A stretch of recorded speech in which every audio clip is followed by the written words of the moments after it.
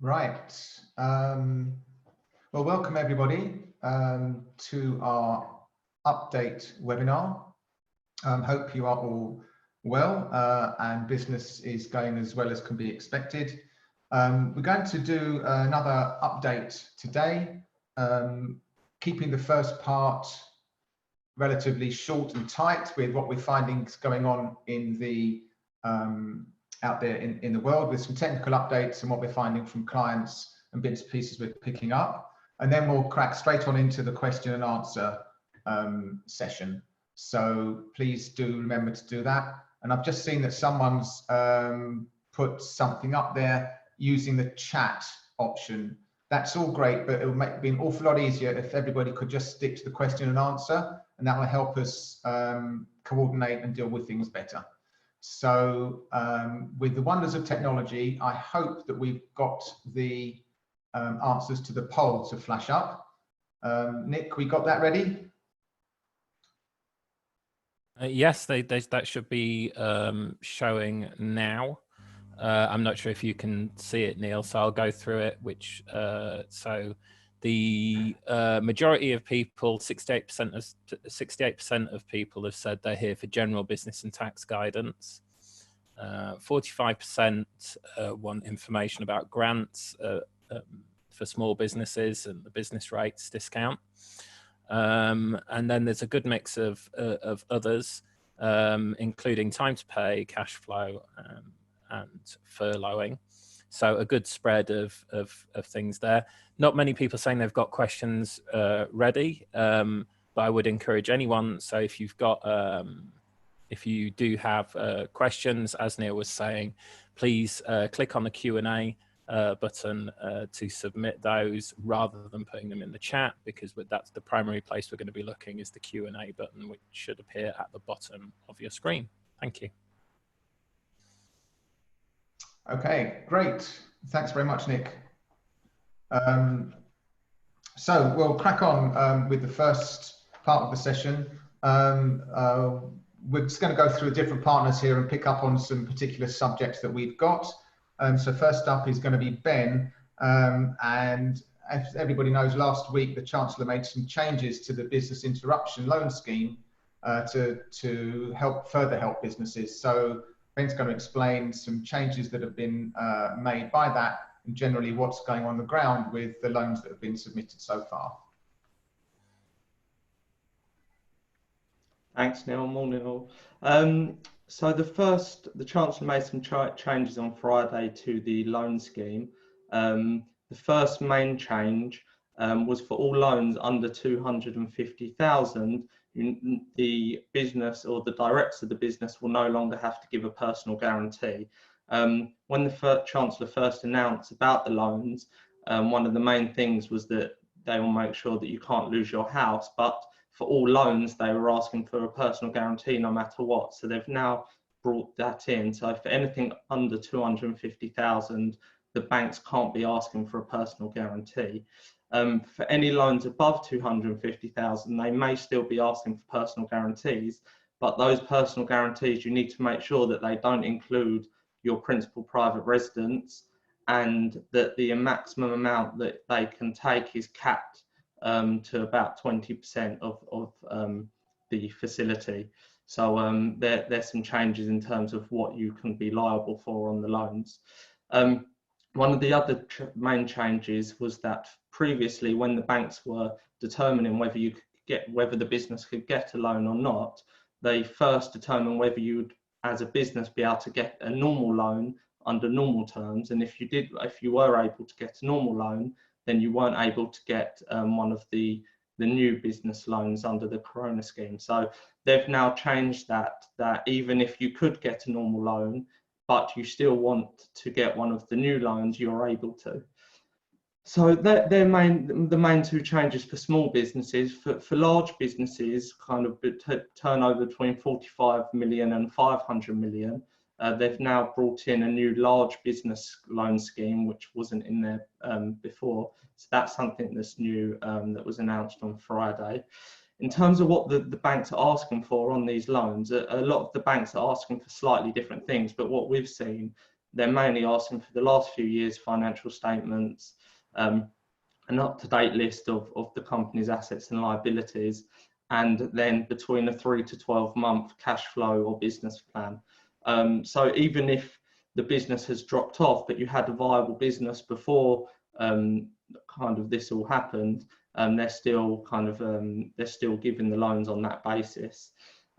Just one last point, that if the lender does turn you down, then it's worth approaching other lenders, because the other lenders might have a slightly different criteria on their basis that you might be able to get a loan through.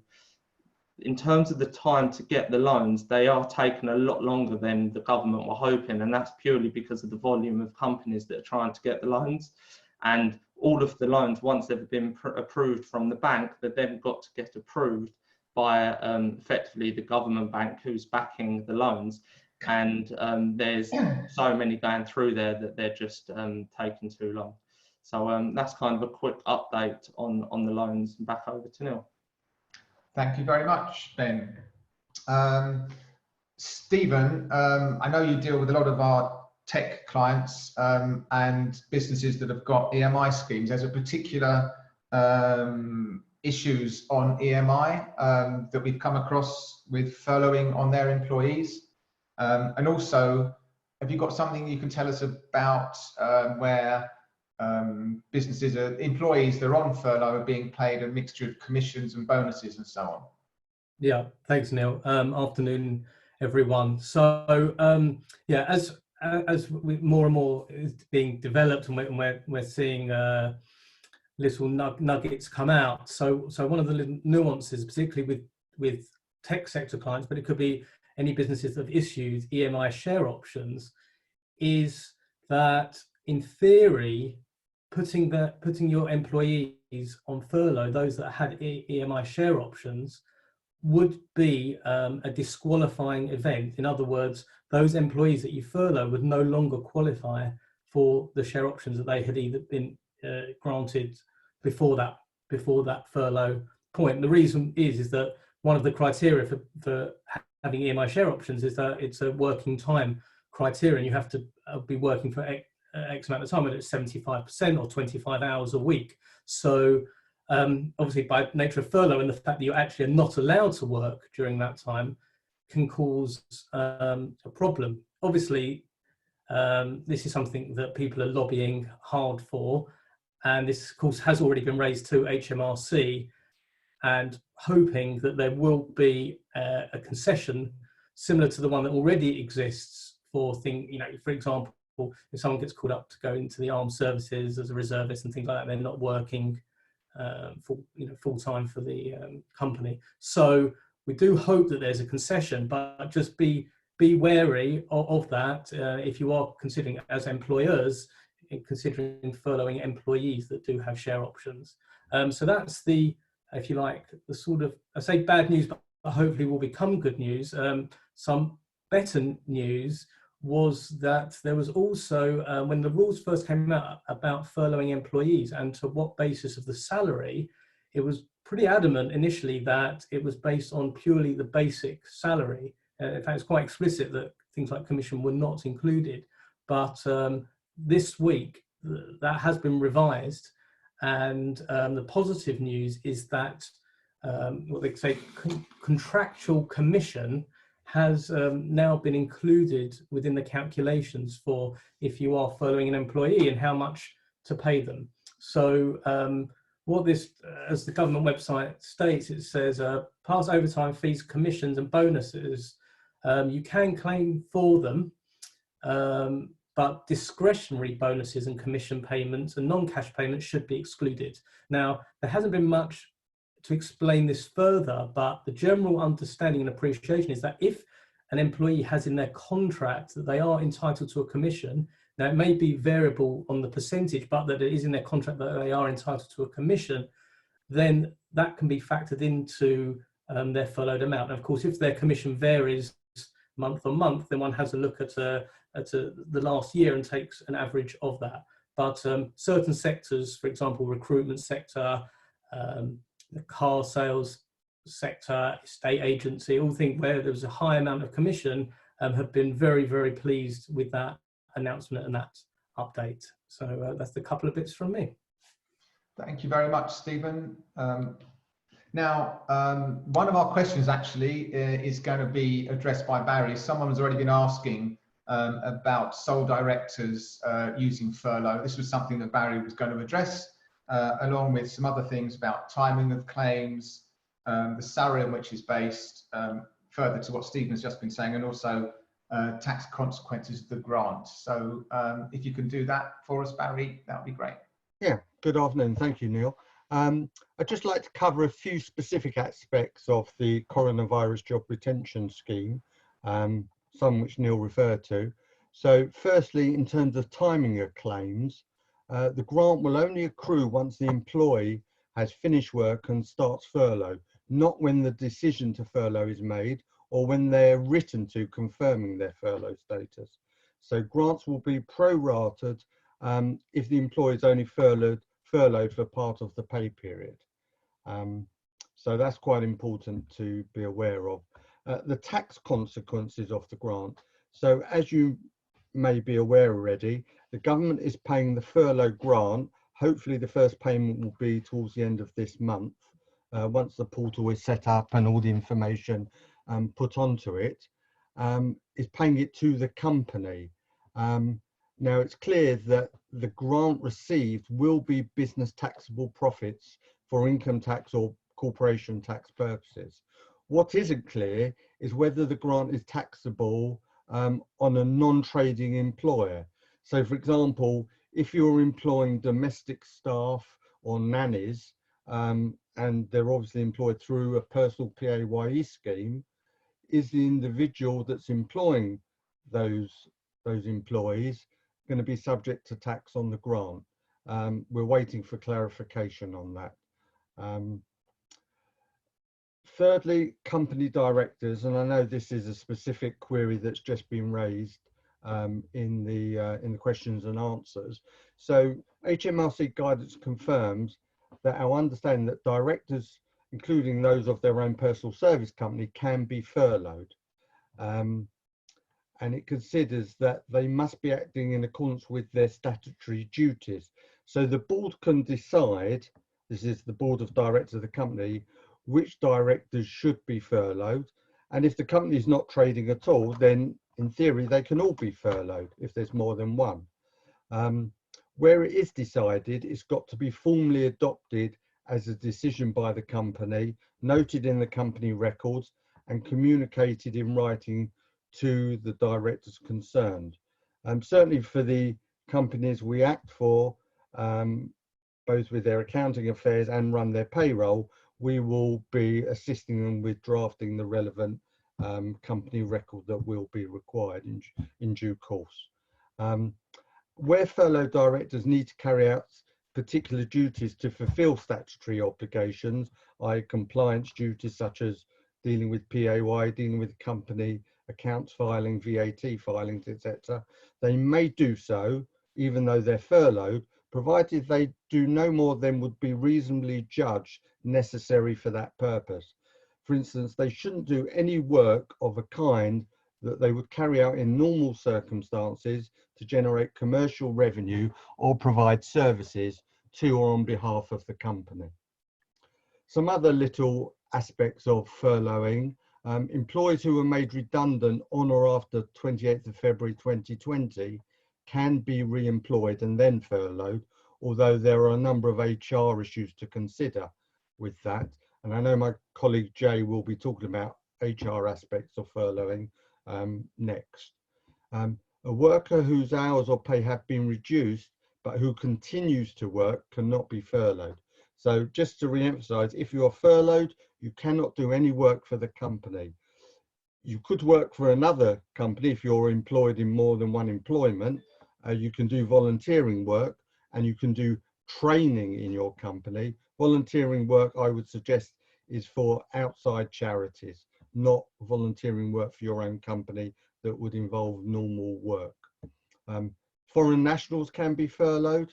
And as I mentioned before, an individual employing a nanny or an other domestic employee can also be furloughed as long as they were employed and paid through PAYE on or before the 28th of February this year.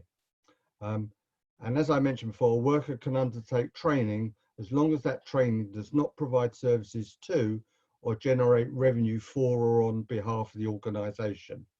So the guidance specifically states that furloughed employees should be encouraged to undertake training. They can also take part in volunteer work.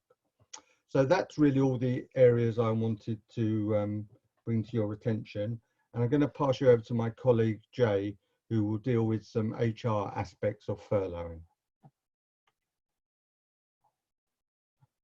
Thank you, Barry. Good afternoon, everybody. Just following on from what Barry was discussing, I'm going to look at some of the key HR matters that you should consider when you're furloughing employees. The job retention scheme that the government has introduced does not override employment law. The employer must first mutually agree with the employee, ideally in writing, as it's a contract change, that the employer is designating them as furloughed. The point being is that they're furloughed, it means that there is no work for them due to the COVID-19 crisis that we're in at the moment. And what the employer is planning to pay them was furloughed. Decisions to furlough and the amount to be paid are a contract change. HMRC confirmed in their update on the 4th of April that this decision must be put in writing to the employee, and the employer must retain a record of that communication for 5 years. Our advice would be to first check the employee's contract so that you can adopt the appropriate process and speak with the employee that you intend to furlough. As with any employment changes, you should always seek professional advice from your HR advisor. In order to take advantage of the scheme, employees should be paid 80% of their pay based on the February 2020 tax year, i.e. the 1920 tax year that's just finished, or the same month last year, whichever is the higher. Now, some businesses may choose to continue to pay full salary, even though they can only reclaim 80% up to the cap. Other employers may be able to pay 80% of their regular salary, or even less than that, until the job retention scheme grant arrives. An employee can be furloughed for a minimum of 3 weeks at a time, and for a maximum of 3 months. This starts from the 1st of March. And as Barry said, it is from the time that the employee is furloughed that's important. Although it's possible that the government may decide to extend the scheme, but we obviously won't know that until the end of June. The individual could remain furloughed even if the job retention scheme is not extended, but then the employer would not have any grant funding to cover their wages. The second part that I wanted to cover today was holidays. Whilst employees are furloughed, they will continue to accrue holidays as normal because they are still your employees. Employees cannot take holidays whilst being furloughed, otherwise the furlough will break. Hence, employees who book their holidays during this furlough period can cancel their holidays, and employers have to accept their cancellations request for them to use at a later date. One of the current issues that from the updates that we're finding is the issue of bank holidays. Should an employee on furlough have to take bank holidays? Well, we've just discussed that if an employee is on furlough, they can't actually take holidays. So this is a grey area that hopefully we'll get some clarification on. As I said earlier, the minimum period for which furlough is that you can furlough an employee is 3 weeks. So an employer could request an employee to be furloughed for 3 weeks and then take a week's holiday. The employer would have to pay the full salary for that week's holiday. So it is possible for an employer to insist that an employee can furlough for 3 weeks and then take a week's holiday and then re-furloughed back if necessary. The other area that has just been updated is that the government has introduced emergency legislation in the circumstances that employees will be entitled to carry over 4 weeks of their holiday entitlement. That is up to 20 weeks for a full-time person into the next 2 years' holiday.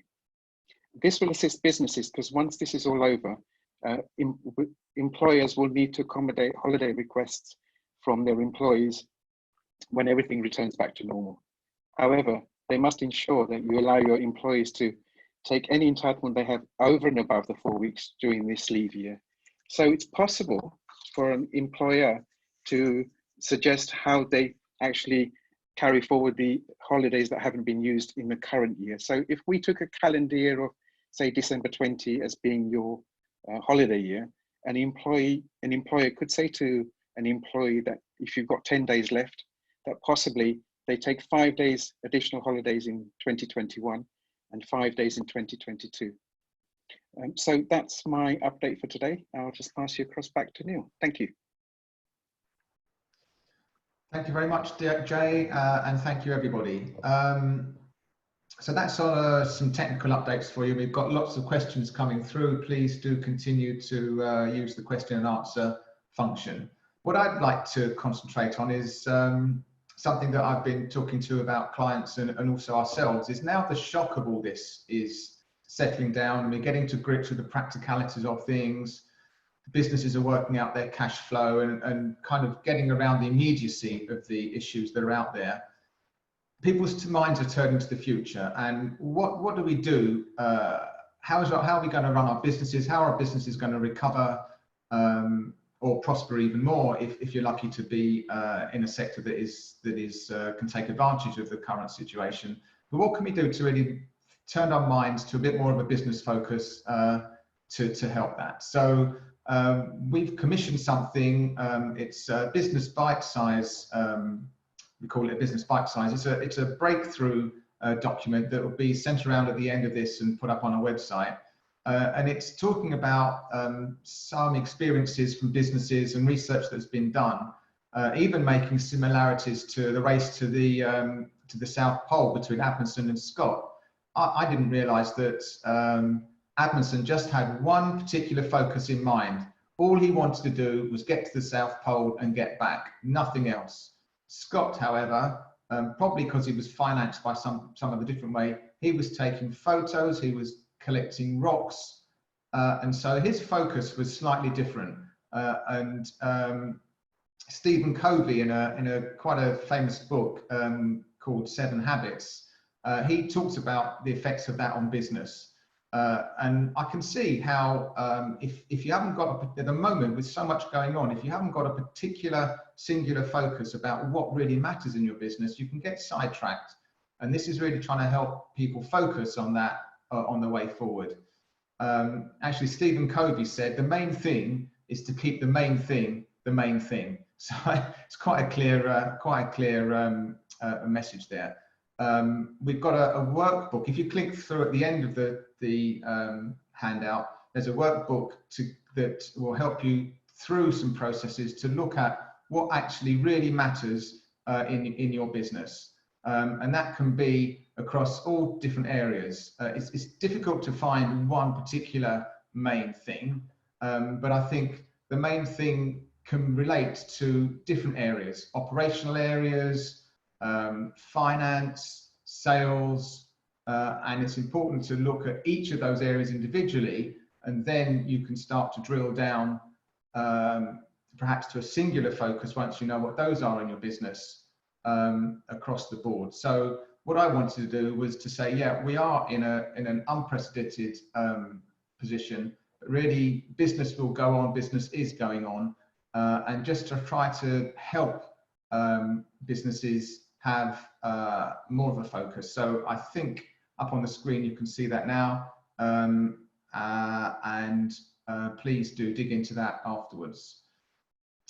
So, right, that's all I wanted to say at the moment. We've got a lot of really great questions going on, and the way we're going to field that is everybody's going to unmute and join the party on video as well, and we're going to kick off the question and answers. I'll pick one just to start with. Someone has asked, the furlough scheme is based on trust. How will it be audited by HMRC? I mean, that's a very good question, and they're saying that they will police it, hear things about technology and scraping the internet for emails sent out and matching up names with people that are on furlough.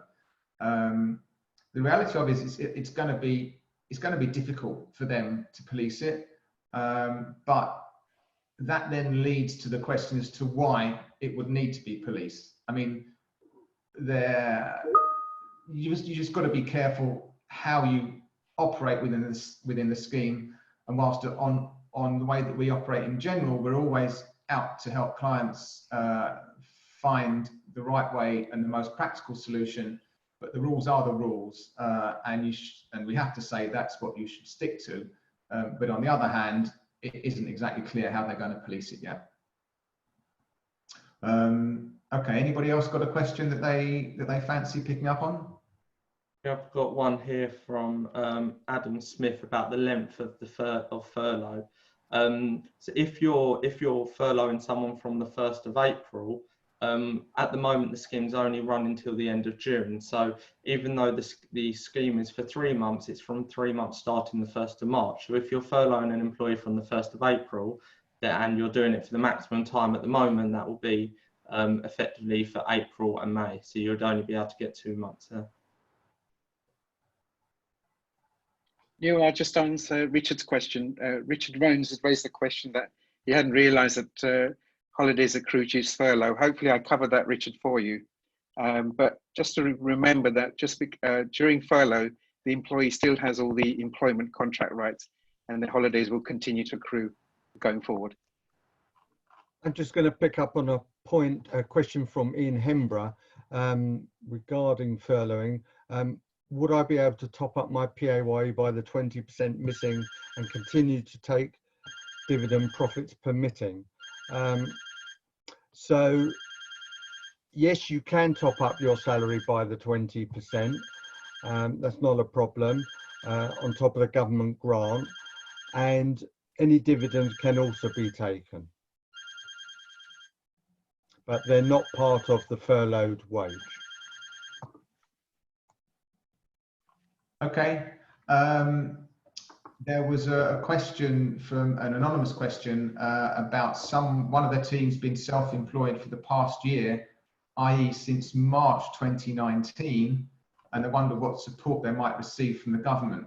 Well, the cut-off point for anybody who was self-employed was to do with their tax return that goes to the 5th of April 2019. So anybody that was self-employed before then, earning less than £50,000 with the self-employed element less than 50% of their total income, will be eligible to a grant, but they still have to be self-employed now. So this individual who started since March 2019, if it was before 5th of April, which obviously it was, they should have filled in a 2019 tax return even for that 1 month.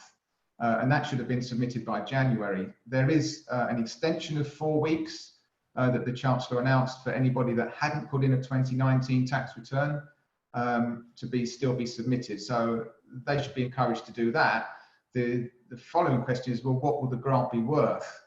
Well, they're averaging the last 3 years' income, or if it's a short period, it's going to be averaged over a shorter time. So and then they're prorating that to 3 months of the year and capping it at a similar amount to an employee. So if this individual is going to have 1 month of that, so it's going to be a very small grant that they're going to be entitled to. But from a pure compliance point of view, it seems like they should put in a tax return and haven't, and so they should get that sorted out anyway. Just jumping in on a question from George Samodri. Any benefits for 51,000 and over businesses? Not sure whether you're talking about from a rates point of view here or from a personal self-employed income, but from a rates relief, if your business is in retail, hospitality, and this actually includes estate agents now, there you also get you pay 0 rates for the next tax year, so for 2021. If it's to do with the self-employed income, then as Neil mentioned before, if your average income over the 3 years is over 50,000, then you won't be able to get the grants. Right. I've got a couple of questions from Richard Allen here. First one was they cancelled the direct debit with HMRC for VAT, but they're still getting reminders from HMRC about the direct debits. And he's saying, I suspect there's a timing issue. I would say absolutely that's the case. Yeah, 100%. All the advice is you have to absolutely cancel your direct debits. There won't be an issue. So I would say, yeah, that's purely a timing issue with HMRC. The second point, which I think is not a question so much as an observation, which I think is a spot on observation, is that companies for sure need to be on high alert with their suppliers. It's just dropped down. With their suppliers, ensuring any credibility during this time and making sure you've done credit checks and background checks. And I think you're right. I mean, both for suppliers, if you're relying on stock that you're looking to purchase to to sell, and you're relying on them, and will they be able to fulfill their orders? Absolutely. And also not just suppliers, of course customers, and what the normal credit terms are with your customers. All of these things need to be reviewed very, very carefully during this period so that the exposure is limited significantly. Yeah, I would just pick up on that as a general point in dealing with customers and suppliers. I think it's important to cultivate the relationships that you've got within the cash flow issues that everybody's experiencing. So things are going to tighten up now and over the next few months in general. And I think conversations with key suppliers and key customers, keeping those relationships going, are very important. Most people are in the same boat, and those conversations should really be as open as possible, and you can probably come to an understanding across the board rather than just cut payments or just not pay them. I think it's important to do both parts of that equation. Yeah, I'm just going to jump in from a question from Romain about training during furlough. The question I think Romain's asking is, can the employer dictate the training or guide the training during furlough? They certainly can. You can request your employee whilst they're furloughed to undertake training because it's, as I said earlier, they're still following the employment rules. So if you are dictating that they do training during that period, then you can certainly request them to do the training during that period. Yeah, just picking up on a question by Jason Palmer. Can you advise if a business like mine on SEIS scheme can apply for furlough?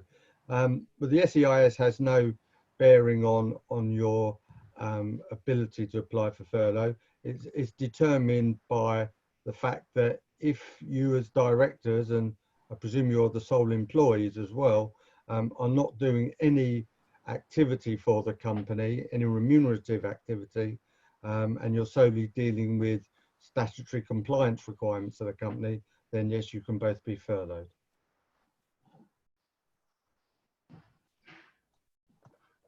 Okay, thank you, Barry. There's another question about a new company just set up, filing dormant accounts to March 2020.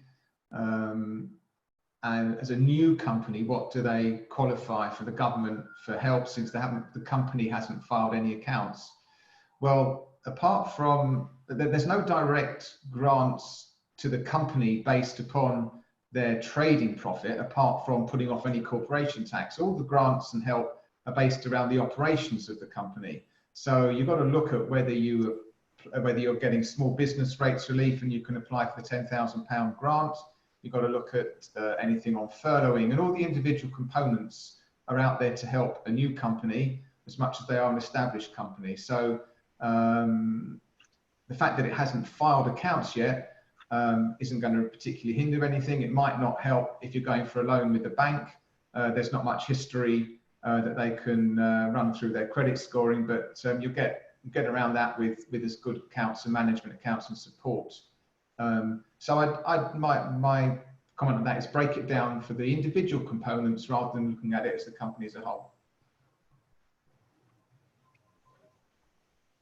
So Neil, I'm just going to quickly answer Neil Diamond's question. Yes, commission has now been included if it's contractual, but there's still no grants relating to dividends. So Neil, question that I've just seen come in is, can someone come back from maternity early and go on furlough? they certainly can.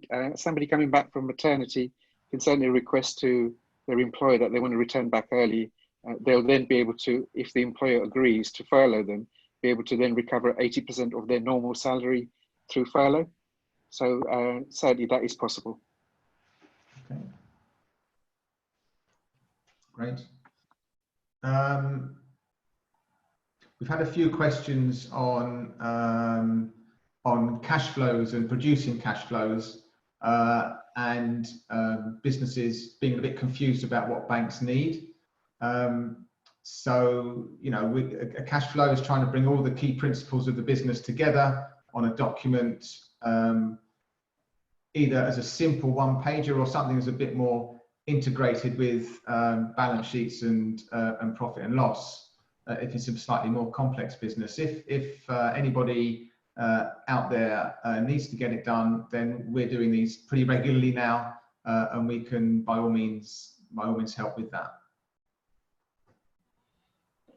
There was also a question asked about how do I get my my 10,000 grants, and if you're slightly bigger, 25,000 grant. So the local government, the local council should be paying these directly to businesses. If you are due these grants, if they've got your bank accounts, you should have already started to receive the payments. If you haven't received them, they should be coming over the next couple of weeks. If they haven't got your bank accounts, a lot of the local councils on their websites, you can apply for the grants to give them all your information, and it might help speed the process up. So I understand, for example, London Borough of Redbridge, they've got an application process on their website, and I've seen also a few of the other councils have on theirs as well. So if you haven't yet heard from them about the grant, perhaps go on their website and they should have an application process. There was a question from Leon Daldry.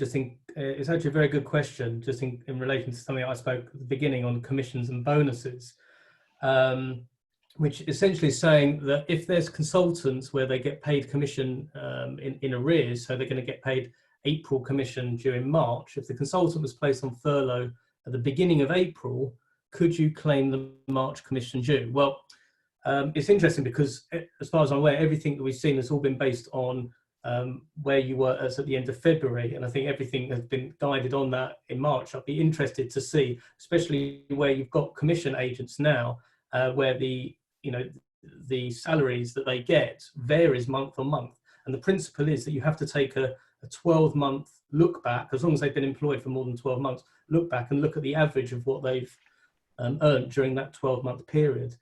I mean, logically, it would suggest that you would be able to shift it to March if you're then only furloughing them in April, but I'm not 100% sure on that. I don't know if any of the other guys have got on that. At the moment, everything is as at the end of February at the moment.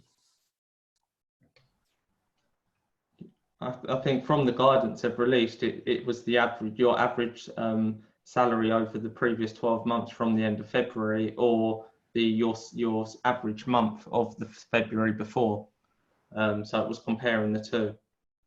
Yeah, so I don't think the March salaries would come into it. Well, yeah, they may revise that. We'll see. Okay. I think, Stephen, the guidance is that it is strictly based on the 28th of February 2020 pay that you had, and as Ben just confirmed, they look at the average. Okay, we've had another question about how easy is it to actually get deferral of corporation tax and PAYE. It is actually very easy. HMRC are coming through with that promise, and corporation tax payments and PAYE payments have to be phoned in specifically to the Inland Revenue, and we can circulate the number for that if you can't find it on the internet or on our website. So technically, a director of the company needs to phone in at the appropriate time, explain the problems that the company's got because of the COVID-19 outbreak, and make a payment plan. They will generally want to set up a direct debit at the time when you put the plan in place, but because things are moving and we can't really be certain that plan will be kept, they seem to be quite flexible to be understanding that when that payment day comes, if you've got to push it ahead forward, at the moment, they're saying that can be done. On PAYE payments, their systems still weren't fully up to date, similar to the VAT issue about making a payment plan, although we've made some pushing the next 3 months forward, say to the end of June, but their systems were not yet adjusted to make a special note about a COVID-19 effect. But on the whole, those payment plans are pretty easy to get at the moment. Just jumping in with one question about when the Furlough government portal is available. So they have just announced, the government, that they're hoping to release the portal on the 20th of April. And if we do deal with your payroll, we will be looking after that for all the companies that we run the payroll for. So we'll hopefully get that set up as soon as it's released on the 20th. Okay.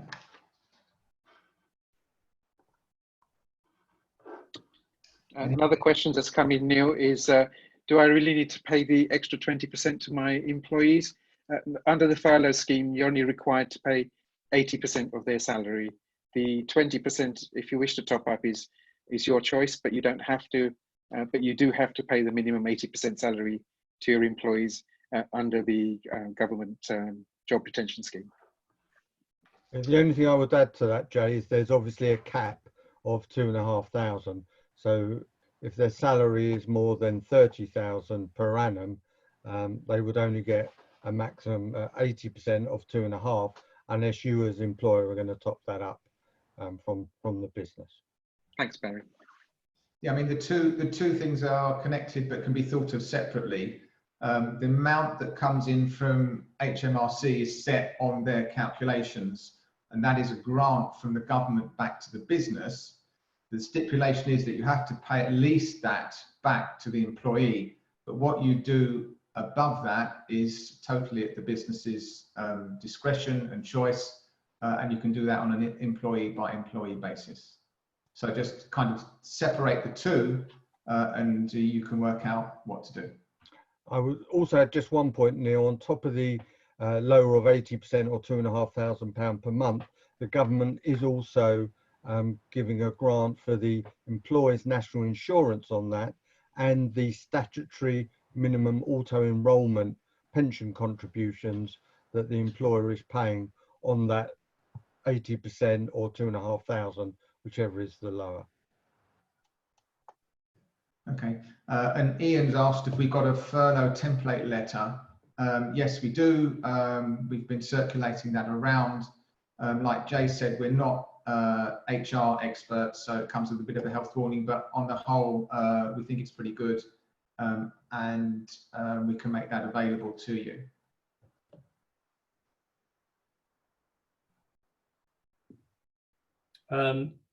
Just a question, I guess, potentially following up from the EMI share options in the tech sector about asking what is going on, particularly with the tech sector. It seems to have been neglected. Yeah, absolutely. A lot of tech sector clients have been neglected. I think it's something like 300,000 businesses or 300,000 people have been affected by this.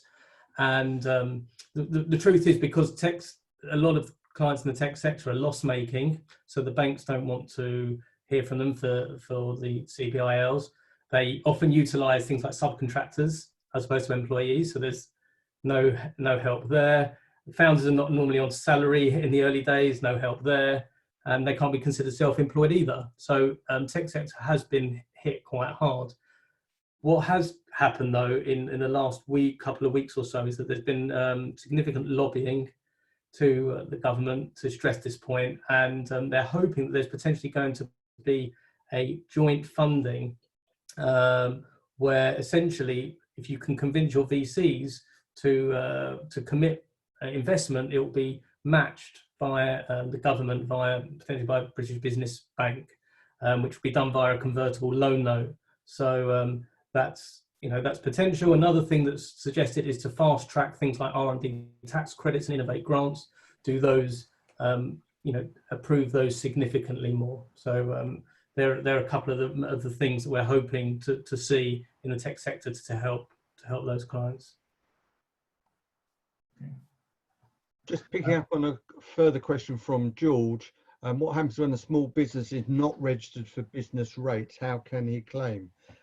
My understanding is, unfortunately, if you don't have a business that has a trading address that's registered for business rates, unfortunately, you're not going to be able to claim the grant because it is paid by the local authority to businesses that are so registered for rates.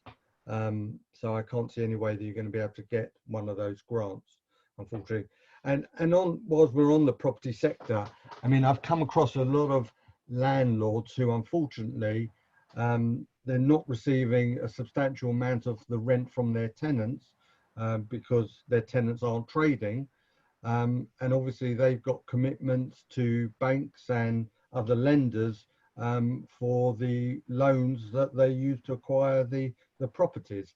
So they're being hit on all sides. I understand there is some discussions taking place on how landlords, especially commercial landlords, can be assisted in the current environment. And I think there are ideas being mooted about the lenders taking some sort of rental holiday or deferment from their loan on the loan repayments by the landlords. So I would say let's watch this space on that one, but hopefully there will be some sort of help coming along. We've had a question from Melvin about, is the national living wage completely disregarded in the furlough situation? I don't think that it is. I think that you still got to pay national minimum wage, but the reimbursement is the 80% that you get back from the government on that. Sorry, just jumping in on there. I have seen if the 80% of their salary takes them under the minimum wage, then that's fine. You don't have to top them up. Yeah. So if they're on minimum wage, and because they're only being paid 80% of that, it takes them under minimum wage. I've seen a few articles on that, and that is fine. Thanks, Ben.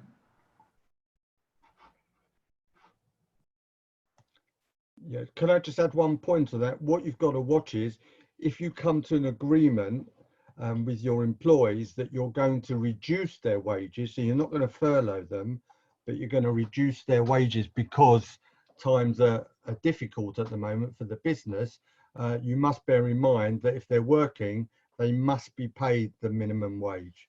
So you can't reduce their wages because of the poor economic situation to below the economic wage if they're working, only if you're going to furlough them.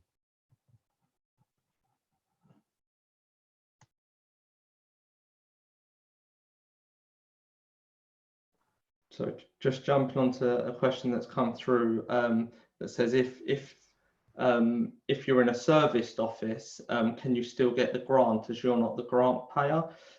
It really depends on how this has been set up with the serviced office and whether they've set it up that you're paying a license fee basically. I've got a few clients who are in this situation, and because it was set up correctly, they are still able to claim the rates. So you need to speak to whoever runs your serviced office and ask them if they've set this up in the way that you can claim it. If they're not sure, then it's worth speaking to your local council and just explain, kind of give them your address, explain the situation, and I'm sure they'll be able to help you.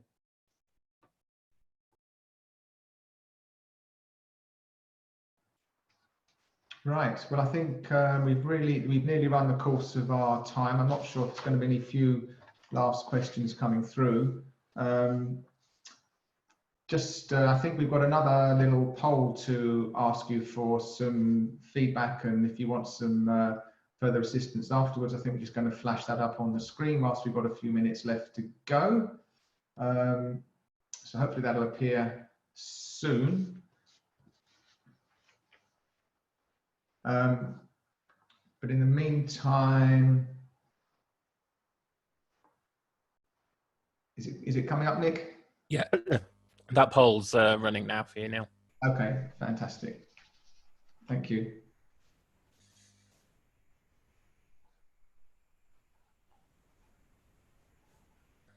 Okay. I hope others can see it on the screen. I can't see it. Technology is wonderful. Technology is wonderful. I think we've had one more through. I don't know if Barry can pick up on this. It's employees who are made redundant on or after 28th of February. Can they be re-employed or furloughed? If they've been made redundant after the 28th of February, the employer could take them back on and then furlough them immediately. But there's obviously HR considerations from doing so, because are you recommencing the existing contract? Are you starting a new contract, which obviously you then have to have 2 years to qualify under redundancy pay? So there's a number of HR issues, but if they're not taken back on for employment, then they can't be furloughed. And obviously, if they were to join another employer, they wouldn't qualify for furloughing because they weren't employed by that employer on the 28th of February this year. Okay, thank you. I can see some responses coming in on the poll now, Neil, for you. So thank you to everyone who's completing the poll there. Okay, all right. So what are the scores on the doors then? So the options that the attendees are being offered is if they want to subscribe, if there are some who, if you would like a follow-up discussion one-on-one, and a few people are opting for that. So I guess the message to everyone is that everyone at Davis Grant is here to help you in any way that we can. So please do get in contact. The help sheet that Neil talked about with businesses, help for businesses and finding that one thing and finding help in chaos, has been posted to our website. So you'll find that there. And I can direct you to davisgrant.co.uk/recovery is the central hub for where we're posting all of our resources at the moment. Okay, thank you very much. Just like to thank everybody for attending. We hope this has been of value to you. We are always here for our clients, contacts, and anybody that needs some help. Please do contact us in all the usual channels. And I just really want to wish you all a very nice, relaxing, long weekend when it eventually gets here. Hope your businesses remain healthy and successful, and most importantly, that you and your families remain healthy too. So we hope to see you again soon. Thanks very much for listening.